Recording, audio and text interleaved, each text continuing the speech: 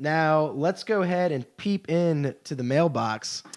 I'm pretty sure that our mailbag is just plush right now. Busting. It's okay. loving it right now. We're going to head to Nick's mail corner and give it a look.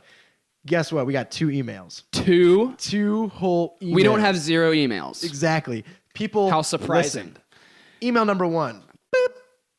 Comes from my friend Chad Harlow. Now, I met Chad when I was waiting tables at Hubble and Hudson. Yeah, dude, he's been an awesome proponent of us lately. Yeah, I've because been Chad's loving a Chad badass. Harlow, bro. I Chad- don't even know who he is. Thanks, Chad. Oh, he's super cool. He's like, he loves like science and stuff, and his wife was super cool. and His wife, Andrea, or is it Andrea? It's Andra. Andra Yeah. has also been a huge proponent of the show Exactly. so far. So, boom. Well, Chad's the shit, mostly because he emailed the show at wittybantershow@gmail.com, Yes, just sir. like you can. And his question is, he says, "What's up, guys? Chad Harlow here. I love the show, and I've been listening for a while now.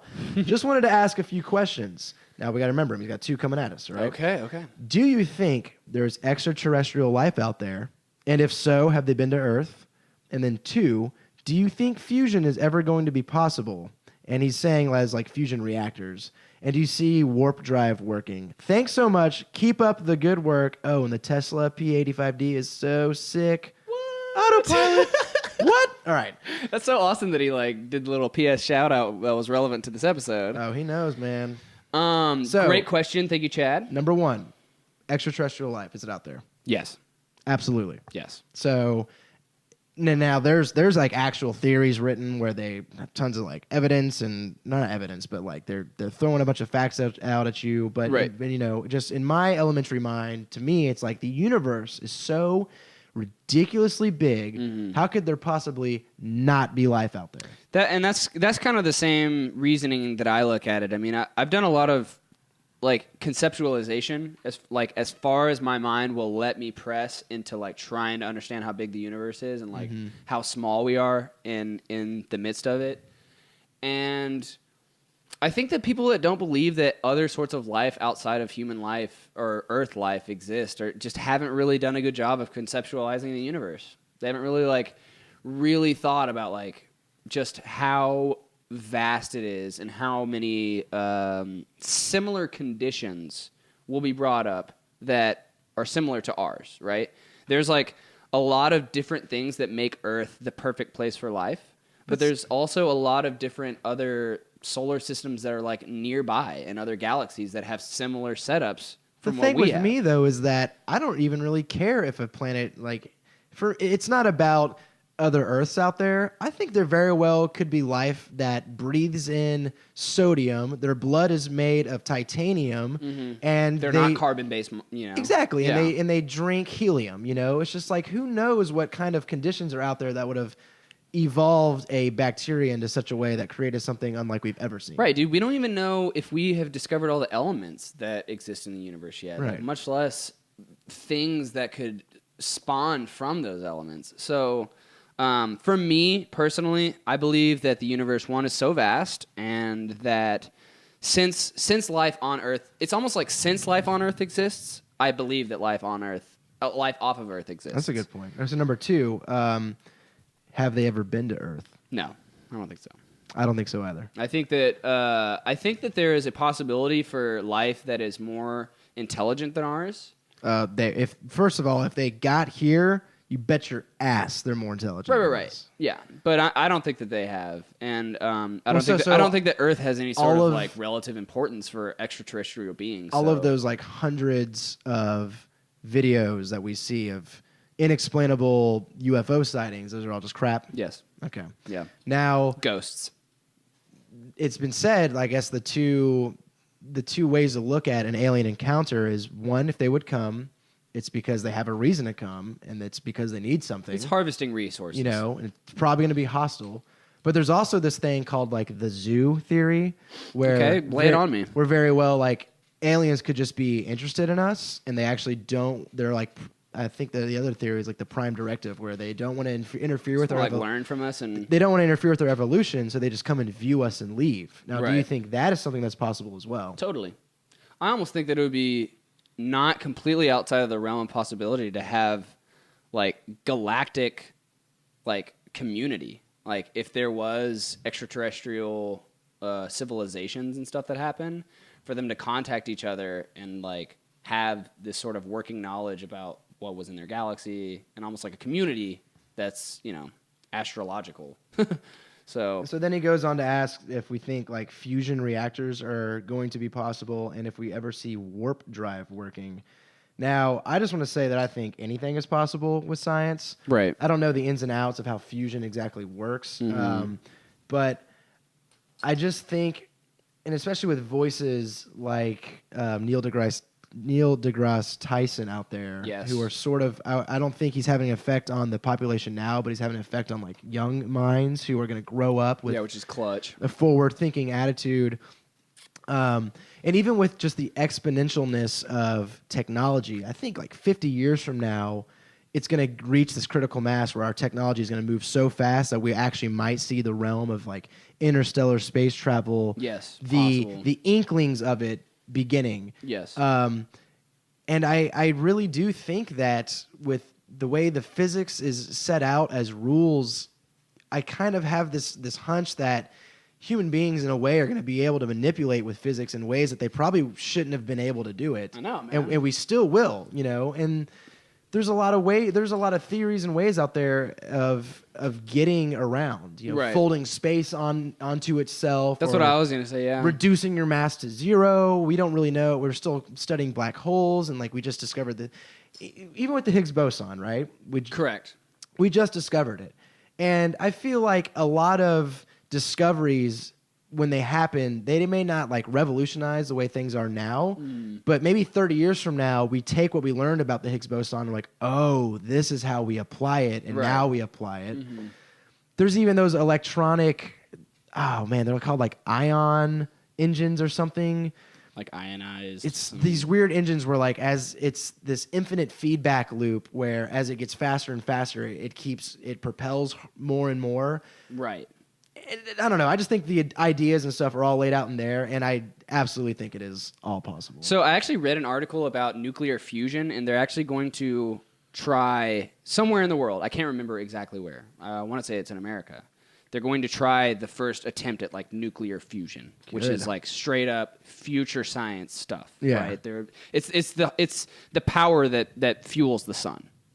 Okay. So cool. So if we can harness that, and if we can actually make something that doesn't blow up the world, and if we don't blow up ourselves, you know, in the process, I think that we'll have the ability to be able to reach much more vast distances of space. As far as our ability to be able to warp space in front of us, I mean, if you think about space as a material, you can kind of warp space in front of you and condense it to where you're traveling a lot longer distances over, you know, shorter spans. And then expanding it out after behind you, right? So you're just propelling yourself literally through like this, think of it almost like it's a zipper through space. But the amount of energy that it takes it's almost unlimited. So unless we come up with like this energy source, like it's all about energy and whether or not we have enough energy to be able to propel us to do something like that. And I think that the things that like a limitless amount of energy would be used on would be mostly for stuff on Earth initially, and then we would develop it into stuff that we could use for interstellar space travel. As far as the possibility, I don't know. I think that it's possible, but as far as finding like some infinite source of energy, there's nothing really in the universe that's infinite yet. And so the idea of having like some sort of infinite, unending source of energy that could supply us with the ability to be able to do that, I'm not really sure that exists. Well, But yes, that was a we're great hopeful. question. Yeah, thank you, Chad, for the question. And thanks for being a supporter. We appreciate you sending it in, and keep doing it, man. So moving on, another person who has emailed the show before is Forrest Collada. Yes, dude. He's got a question for My us. freaking producer, dude. Hey, we need to get him on the show. We really do. I would love to. By the way, Forrest, if you're listening, come on the show. Yeah, come on the show, dude. Okay, so his question is: Walking Dead is back on, and we may or may not be able to be turned into zombies from Ebola. But he wants to know. Let's hear your zombie outbreak survival strategy. Where do you go? What do you take? What kind of weapons and vehicles do you use? Oh my God, I'm excited. Also, what would be your guess on how to fix things to like defeat the virus and save the world? I wouldn't be focused at all on trying to save the world. I really wouldn't. It just wouldn't even be in your realm. It's just like, I'm not the kind of special agent that's gonna do that kind of stuff unless I'm literally the last person on Earth, and then at that point, it's like I don't think I'm gonna be able to save anything. Right. As far as it's like he's playing right into my lap right now. The thing is I feel like the outbreak would happen with just like sirens. And then Now- a couple zombies are stringing along. You see the first zombie, what do? What is your plan of action? So I'm gonna put a little prompt here. We have to establish that these are Walking Dead zombies, okay? And Walking Dead zombies are slow and they're dumb, okay? So Because we can survive against Walking Dead zombies. I can survive against Walking Dead zombies too. When you get to like I Am Legend zombies, Fast zombies, you're done. Fast, crazy zombies, not gonna happen. You don't beat something that doesn't get tired. Seriously, yeah. So with Walking Dead zombies, there is that chance. I feel like height advantages are a huge thing for me as far as like being able to kind of like,